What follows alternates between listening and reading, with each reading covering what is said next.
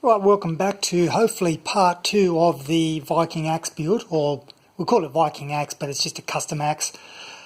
So the first video we kind of got probably about 80% of the way in finishing off the head. Now this here still needs a bit of work. We might do something up the top here to chamfer it a bit more. We may add a bit of a profile on the lips here to give it more of a 3-dimension rather than it being so flat. Okay, so you can see there's plenty of meat to remove. So anyway, that's going to be once we've got the handle in place and we can test it out, and then that'll give some more ideas, and then we'll clean it all up. So I've got here a piece of scrap hardwood, and the grain is half decent. It's kind of running up in an angle, you can see it here. So I was trying to get grain that would be running parallel to the timber, and this is probably midway, so I'm not sure if this is going to be good enough or not. We'll see. I've already marked out an outline, so if I put the head there, for example, that'll give you an idea of roughly the shape. And it is a small handled axe, this one. Now all of this is going to be done with hand tools, so I'm going to have things like planers, I've got chisels, I've got a rasp, a spokeshave, things to measure, all that kind of good stuff. I've got a couple of old distant saws, one's a crosscut, one's a rip, and they may change, I'm not sure yet. So there's going to be a lot of stuff done by hand. Now we've already attempted to start doing an axe handle. Here it is here, and it was coming out okay until we started noticing some major defects in the timber. But of course what ended up happening is we had a massive splinter anyway. So this is if anything, it's more about learning to use the woodworking tools more so than just making an axe handle as such. So we may get part way through this and then realise that this is no good either, and it might be 3 or 4 attempts, I don't know. We'll see how we go. Right, so the first step I've got to do is try to cut this out, and what I'll do is once I've cut it straight across here, for example, and down here, I'll be cutting down to the profile like this, that kind of thing, and I'll take a saw and saw it down here, and then once I've done all these cuts, I'll grab a chisel and I'll start removing the waste. Before I go any further, I should mention that I do not have a proper workbench. I don't have a vise, so I'm relying on these F-clamps to do the job. And given my first experience with the handle that we tried, it was a bit frustrating to try to do this without a proper workbench. Anyway, that'll be my next project, I reckon.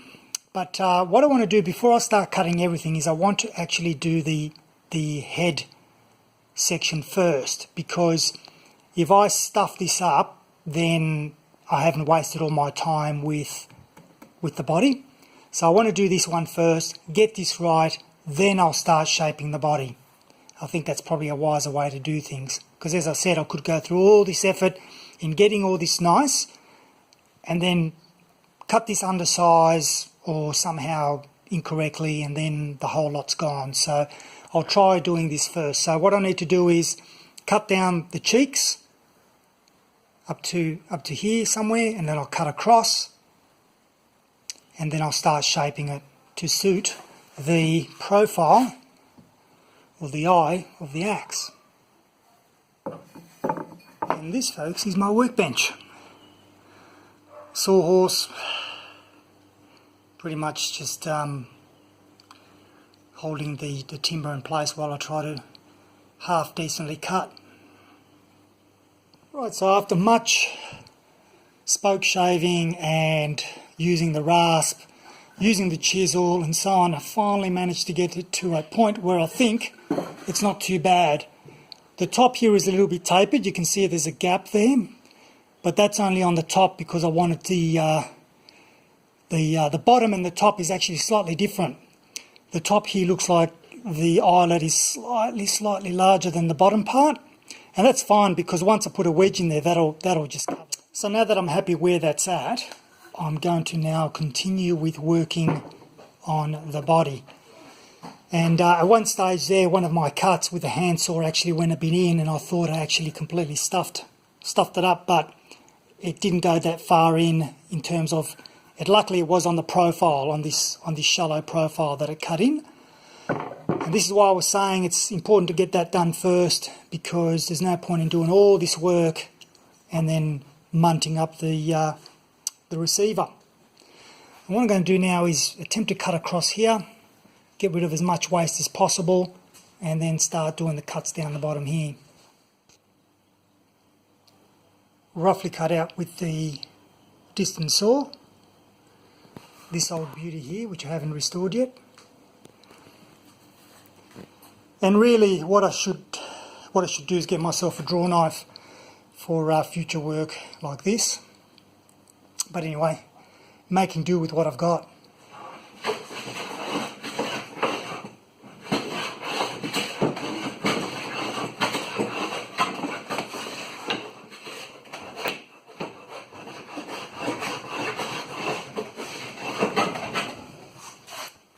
This is my thicknesser.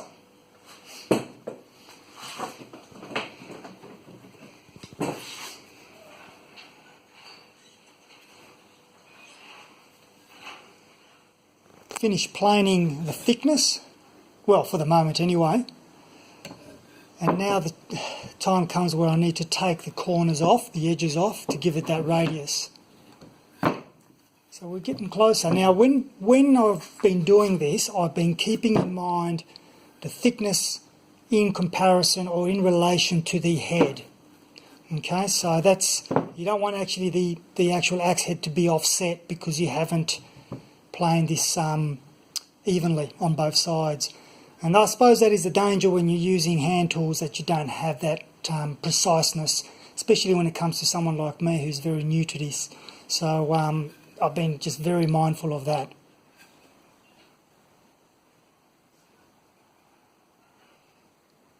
Overall shape looks pretty good. Now we're going to start taking these corners off and try to shape the handle. And I think we're probably going to be using a combination of a chisel, the rasp. Anyway, some of these tools. I think it's I've just got to play it by ear depending on how where I'm at. Now the thing here is, just like with the previous saw where we've encountered the splinter, we've got the grain running across. So if I'm using, say, the chisel, I have to go down until about here. If I continue going and try to go up here, that's where I encounter a possible split. So then I would turn the chisel around and work down this way, and so on. So I've got to keep reading the grain. And this is really good. This is something that I'm really enjoying about hand tools, is that you know, you're not just blindly putting this piece of timber on a bandsaw and cutting away without any regard to the fibres or to the grain direction. And you know, a lot of this information that I've got here is things that I've read, but mainly come from a YouTube channel by a gentleman called Paul Sellers. Incredible amount of information there. Such an experienced woodworker, and I highly recommend his channel. It's just Paul Sellers, and he teaches you how to use these hand tools, what to look out for, how to set them, how to maintain them. It's just been fantastic. So that's where I got a lot of the information about how to clean these up and set these, and how to use spokeshave, for example, and how to set them up, how to adjust them. So it's yeah, highly recommended. Anyway, I'll get going with trying to remove some of these edges here. And what I'm also going to do is, the thickness here is so far going straight down. What I want to do is I want to put a shoulder on here and then thin it off here and then as I come down the saw, put a bit of a shoulder on the back end as well, so give it a little bit more of a 3D look. An example of trying to do things without a workbench. So I've got myself a bit of a retro ghetto type shaving horse. I'll sit down on it, on the actual horse, and then I can use these clamps to hold the position in place, so I can basically use it, as I said, as a typical shaving horse.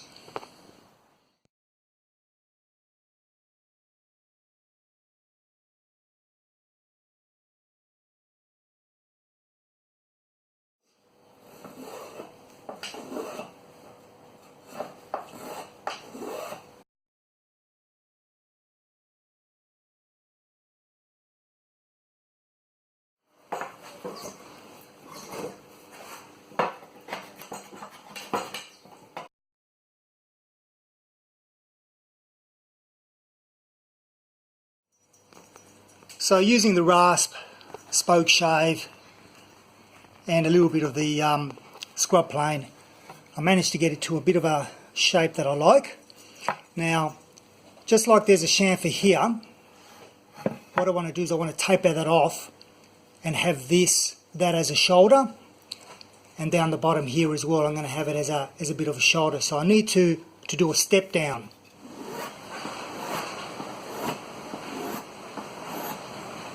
Spoke shave seems to be doing the job. I mean, it is a little bit choppy at times, but I can deal with that later with the rasp.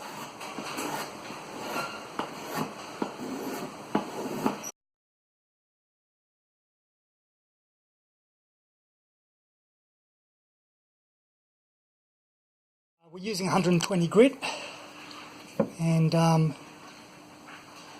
think it's turning out okay. You can see the profile there, and you can also start seeing the wood grain. This middle section here where that eye, that's I think that's going to come out really nice. Feeding this in, I think it's looking really good. I think that's going to look great. Boiled linseed oil.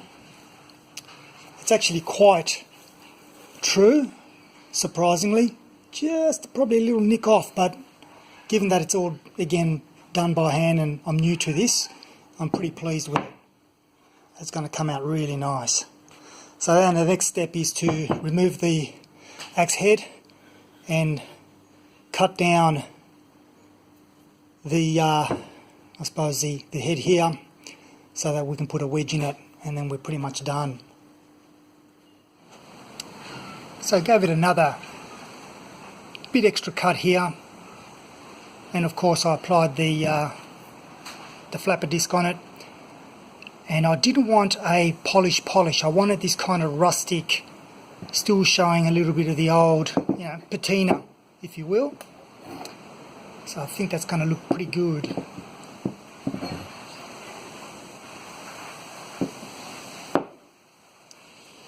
Right, got to get back to doing this. I'm really nervous about cutting this, would you believe it? Because I'm concerned that I'm going to munt it, but anyway, I've got to give it a go. As I said, I don't have any machinery to do it, and this whole idea was to do it without machinery, so I've got to give it a go. I just go very slowly down that line. So I've marked it all out. Oh, it's a bit of a makeshift vise again. Anyway, it worked. I just went very slowly to cut this.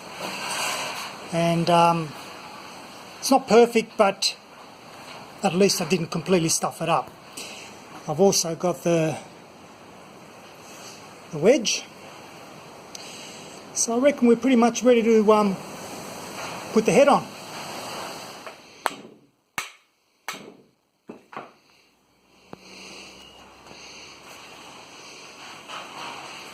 What I've got to do is I've got to cut that excess off, or else the wedge won't have sufficient room to go in there enough.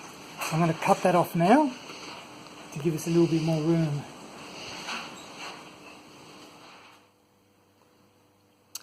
And final step is to put a bit of linseed oil on this to get that grain popping out.